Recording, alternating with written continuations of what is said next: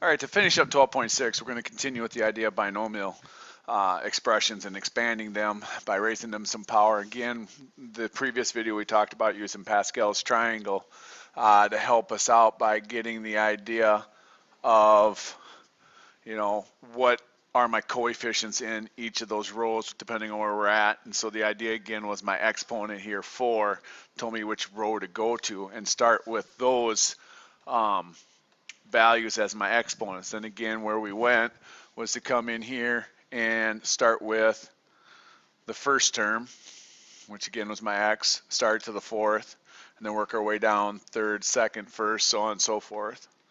Okay, and then come in and take my second term, the negative 2y, but then start that one at 0, work my way up, and make sure I ended up at 4.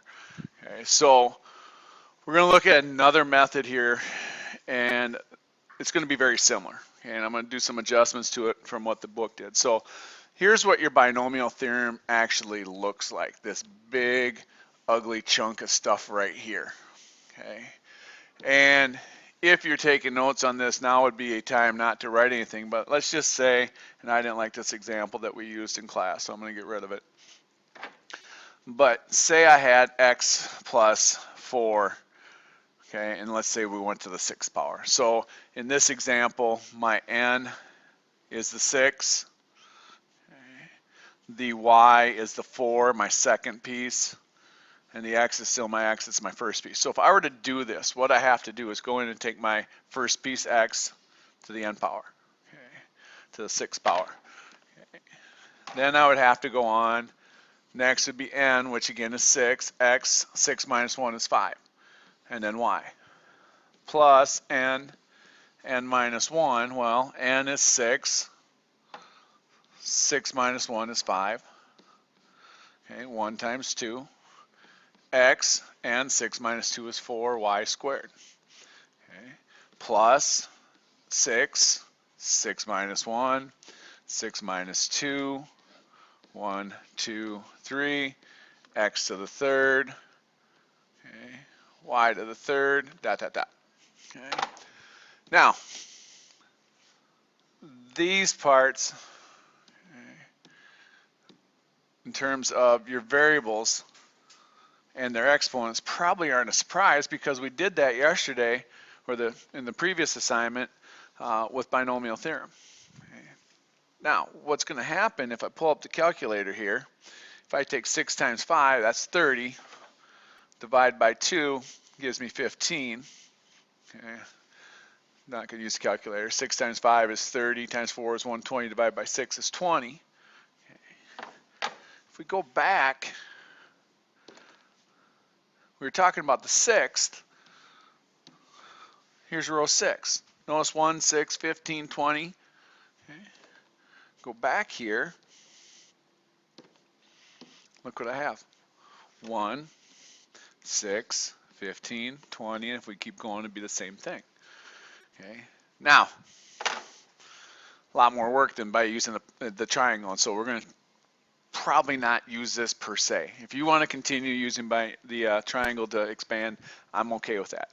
What I want to bring into the account is the idea of combinations.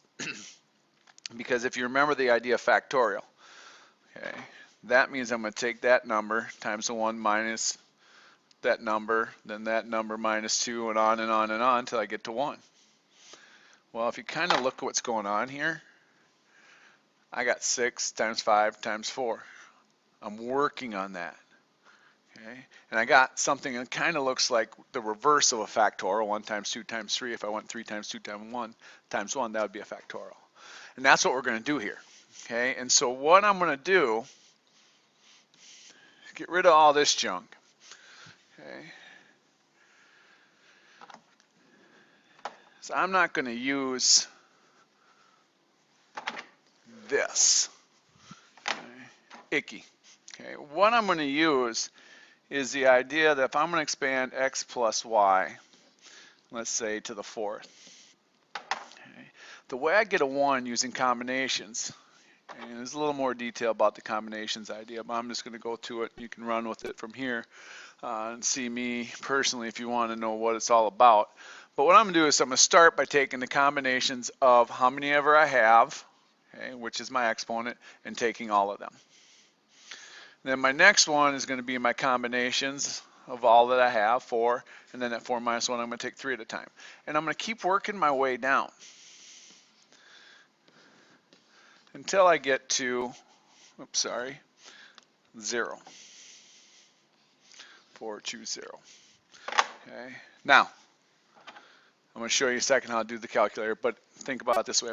Combinations, again, it's when I take a group of people, I want to know how many different ways I can put them in groups of whatever size. So if I have 10 people, how many different groups of size 3 can I make?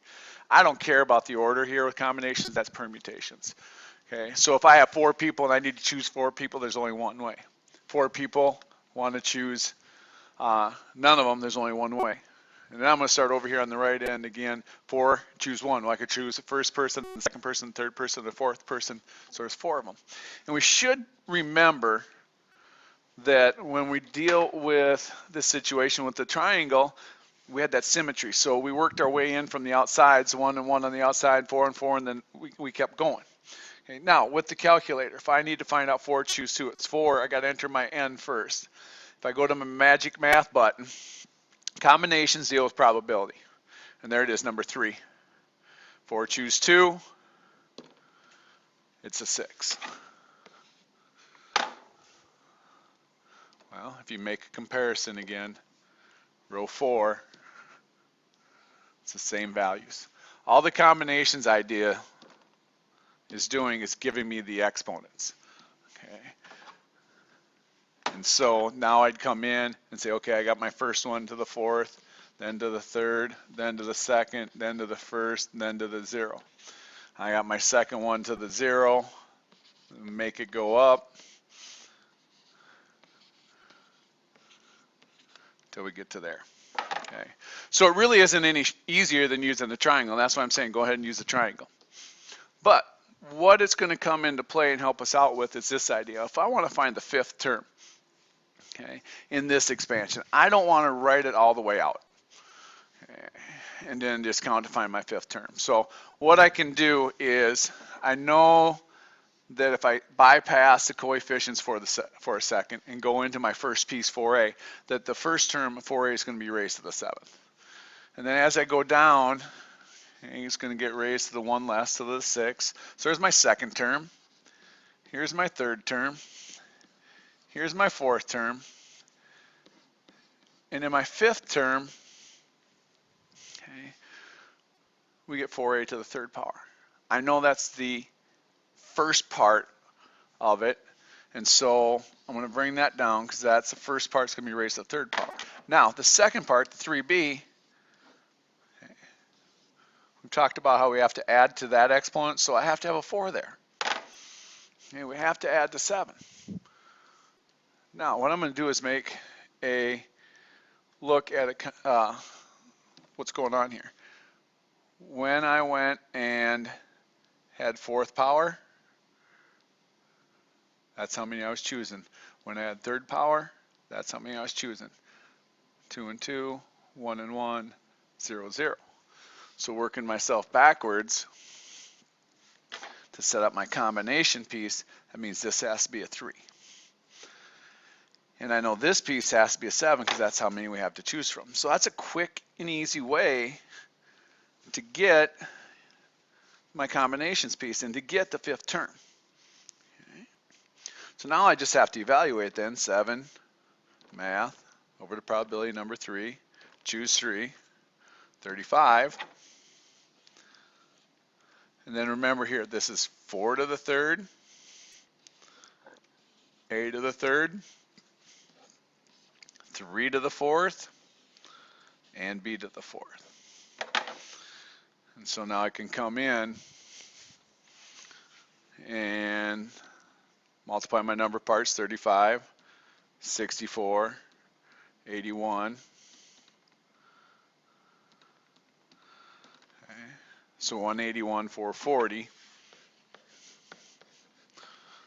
is my coefficient, a cubed, b to the 4th. Okay. All right, so now just another quick example. Okay, let's look at the 7th term, 2x minus 3y to the 10th. Okay, I don't want to list all those out. So what I'm going to do is start with the 2x, because in my first term it'd be 2x to the 10th. Okay. Second, third, fourth, fifth, sixth, and here's my 7th term. All right, so I know my first part, the 2x, is going to be to the 4th power. Now my second part, the negative 3y, okay, these two exponents again have to add to 10, so that's how I know it's the 6th. My combinations, I know I have 10 to pick from. That's the one that comes down. And then just evaluate. Makes it quick and easy. Now, what we've been doing in my classroom is actually coming up with a formula. There's not one in the book that we can follow to do this. So what I need to do is, if I want to expand, okay, or if I want to find, let's say, the kth term of x plus y to the n. Okay. So kind of filling in some things. You got your combination piece. What we're going to know is that we have n of them that I can choose from. I know my first term is x, my second term is y. Now I got to fill in all these things. So I'm going to use this example above to kind of go through how did I get these things. Okay. Now, I was looking for the 7th term. Okay, and you can go back and compare this with an earlier example, but that's helping me find this one. 7th term, that's my k. It's always going to be 1 less than k. Okay. Then, with the 4 and the 6, we made sure they added together to 10. So what I need is that blank one there, the x exponent, whatever that's going to be equal to, has to be n, my 10, because what I did was I subtracted the 6 again, minus this exponent. So minus k minus 1. Well, if I simplify that, it's n minus k because I'm distributing plus 1.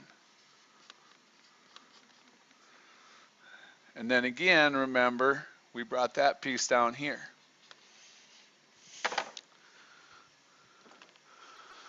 So there's a method that you can use here now to find a kth term.